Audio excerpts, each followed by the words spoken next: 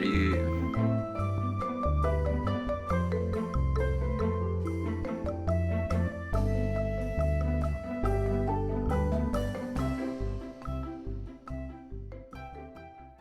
En fait, là, pour avancer dans le camion, on s'est décidé à attaquer tout ce qui était structure, en fait, et venir vraiment finir après. Là, vous avez vu, on a commencé à monter le meuble de la cuisine, le meuble haut aussi, donc on va dire que le plus gros effet, il restera juste à venir plaquer, faire les portes de placard, etc. La salle de bain, c'est pareil. Donc là, on va venir mettre des lattes au sol, parce qu'il faut qu'on surélève un petit peu notre sol à cause... Parce qu'on est venu poser du coup c'est les supports pour les coffres. Donc ça dépasse. Donc on va venir mettre des lattes pour surélever notre sol un petit peu et que ça nous embête pas pour venir poser le sol. Donc on calcule à peu près. On va venir mettre des lattes dans ce sens-là. Et comme ça on va venir mettre l'OSB dans l'autre sens. Et comme ça, une fois qu'on aura posé notre sol, on a déjà préparé la structure du meuble qui va être le bureau, piano, etc. qui va venir donc ici, dans l'angle là-bas. Donc on va venir poser tous nos meubles après sur le sol. Donc c'est pour ça, là, faut qu'on fasse le sol pour nous permettre d'avancer en fait.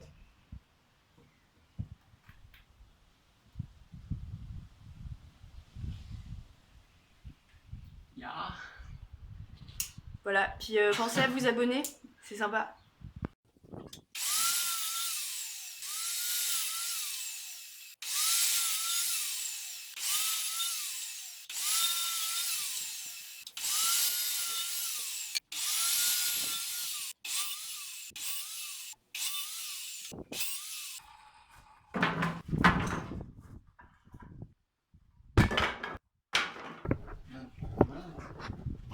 J'ai un 20, j'ai le numéro 20. J'ai le numéro 28. C'est amusant, hein? Oui. I'm gonna put the easy one. Oh. Clap, clap, clap. Another easy one. You also want to put some easy one? Oh.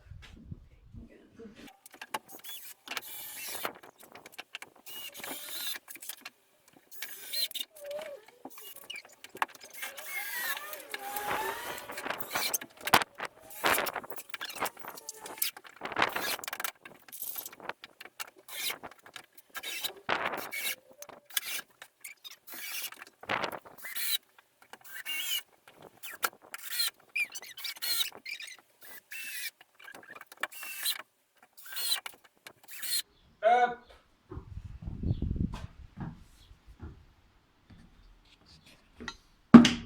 Trop bien, ça va être trop bien.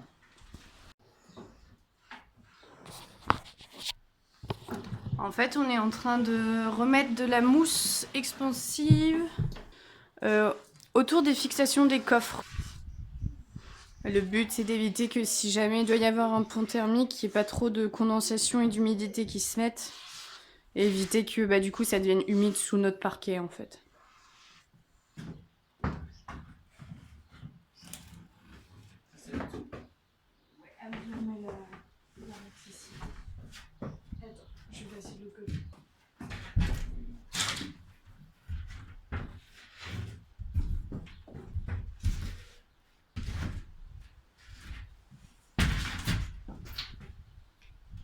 Viens la mettre après.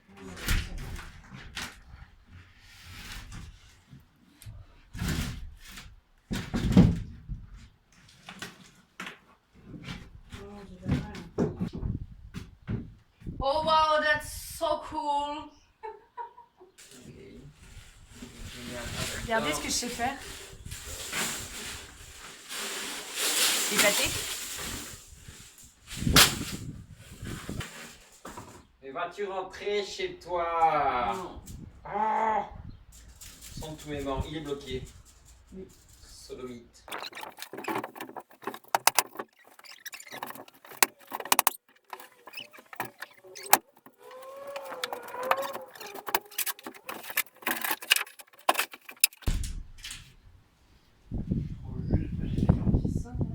Ouais, mais on avait dit 46 au début. D'accord. prendre la 1045.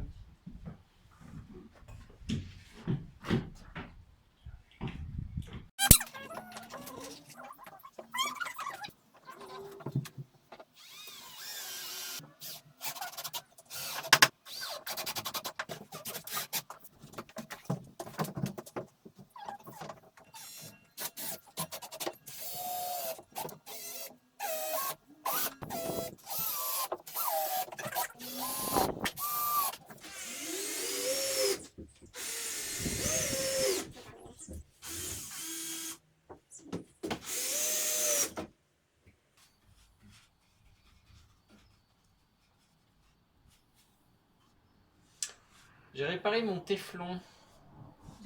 Ce morceau de téflon. Non, mais bon, tu vois, il aurait peut-être mérité d'être repassé un peu, vu qu'il est passé dans l'aspirateur. Non, Je ne citerai pas de nom. Ça s'est pas passé comme ça. Non. Il aurait été rangé, il serait pas passé dedans, c'est tout. Salut. Qu'est-ce qui t'arrive?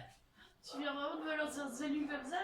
Ah non, c'est pas à toi, c'est à eux. Bah ouais, mais je trouve ça dur. Je trouve ça dur. Oh là là. En plus, tu balances salut alors qu'on discutait. Enfin, tu pourras pas le garder, il va être dégueu ce salut. Je te laisse le refaire, je pense. Salut. Donc, je suis en train d'installer mon chauffe-eau. C'est un chauffe-eau de marque Elgena, d'une capacité de 15 litres. Celui-ci, il est en 230. Il a une puissance de 660 watts. Puis il peut chauffer l'eau jusqu'à 80 degrés. Il y a 3 modes dessus. Il y a le mode hors gel, donc qui va maintenir la température au-dessus de 0 tout simplement. Et puis ensuite il y a 1, 2 et 3 niveaux. Et si je dis pas de bêtises, le premier niveau, l'eau elle est chauffée à 30 degrés, le deuxième à 50 et le troisième à 80. Donc voilà, donc cette marque-là, ils en font plein des chauffe-eau, ils en font que tu peux brancher sur ton circuit de refroidissement, que tu peux combiner avec un Webasto. Ils en font qui marchent en 12, 24 volts et 230. Donc voilà, ils proposent plein de trucs, c'est une marque allemande. Nous, on voulait le 20 litres, mais il n'était plus disponible sur le site, on l'a acheté sur H2R. Du coup, on part sur un 15 litres. Et la notice est en allemand. Voilà, et la notice qui vous envoie avec, elle est en allemand et relativement illisible. Donc ça va que H2R la propose en français et en version un petit peu mieux. Donc ce chauffe-eau, il est livré avec un surpresseur donc qui évacue l'eau au-delà de 3 bars. Ça tombe bien parce qu'on a une pompe qui a une pression maximale de 2,6 bars. Et si on a une pression supérieure à ça dans le circuit d'eau, il faut utiliser un réducteur de pression en amont du chauffe-eau, justement pour pas dépasser les 3 bars. Et il est livré aussi avec un robinet de vidange. Donc j'ai assemblé ça dans l'après-midi et il est livré avec les deux raccords cannelés qui sont faits pour des tuyaux en diamètre 10. Donc nous, tout notre circuit d'eau, il va être en diamètre 10 intérieur, en tuyaux souples, armés, de qualité alimentaire, donc ils vont aussi bien pour le chaud et le froid. Donc on va faire tout le circuit d'eau avec ça. L'eau chaude qui va sortir de notre chauffe-eau, elle va être divisée en 2 circuits, un pour la douche et un pour le robinet de la cuisine. Le circuit d'eau chaude qui part au robinet de la cuisine, il va passer par un mitigeur thermostatique pour que nous on puisse régler la température en amont du robinet pour pas avoir de l'eau trop chaude qui arrive au robinet et pour pas perdre de temps et du coup de l'eau en fait à régler l'eau chaude quand on en a besoin. Donc voilà, alors j'ai fini ma plomberie, le plus gros, du moins il me reste juste à relier mon évier. Pour faire simple, j'ai tout fixé sur une planche d'OSB, comme ça je m'y retrouve, c'est pas un gros bordel dans mes tuyaux. J'ai essayé de faire ça bien. Du coup, pour vous présenter un petit peu le circuit. Alors, on a l'arrivée d'eau qui se fait par ici. Donc là, elle arrive directement après la pompe. Elle arrive là et elle est redistribuée. Il y a un tuyau qui repart pour aller à l'eau froide de la douche. Là, il y a un tuyau qui part. Donc là, il y a une valve anti-retour. C'est le circuit qui va au chauffe-eau, donc qui arrive ici. C'est l'entrée du chauffe-eau. l'eau elle est chauffée, hop, elle ressort ici, donc elle ressort là, et là elle part dans deux directions, elle part directement pour la douche ici, et là elle arrive et elle rentre dans le mitigeur thermostatique. Donc il y a aussi une arrivée d'eau froide pour le mitigeur thermostatique. Là je choisis une température entre 30 et 50 degrés si je dis pas de bêtises. Ça part pour l'eau chaude de mon évier. Donc là c'est l'eau froide qui part directement dans le mitigeur. Et donc ici, celui-ci, c'est l'eau froide pour le robinet de l'évier. Voilà, donc la cuisine elle va être comme ça, donc il y aura le plan de travail qui fait 26 mm qui va venir en dessous l'évier forcément. Là je suis en train de préparer pour faire les placards, mettre la gazinière, tout ça. Là c'est pareil, on va venir séparer ça en plusieurs placards, faire des étagères et tout. Et puis comme ça quand on reçoit le plan de travail, donc d'ici 1 ou 2 jours, il n'y a plus qu'à découper l'emplacement de l'évier, de la gazinière et le poser, puis la cuisine sera bien avancée on va dire.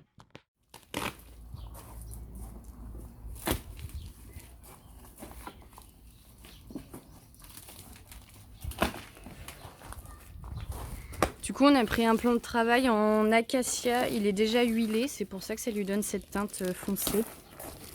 On n'arrivait pas trop à choisir ce qu'on voulait, puis je pense que ça va être pas mal.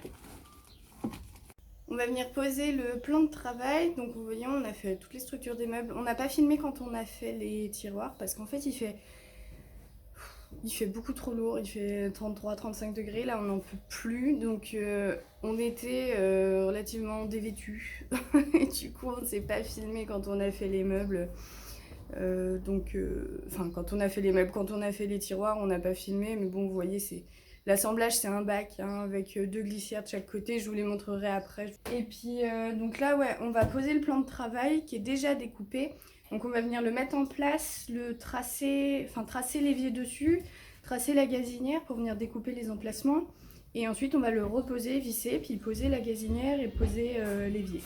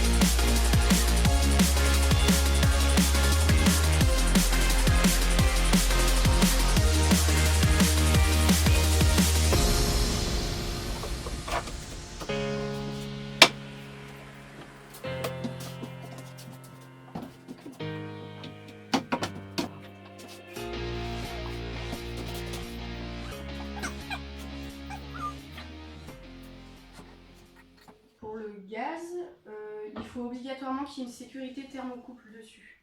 Une sécurité thermocouple, ça fait que c'est un petit détecteur qui est juste à côté du brûleur.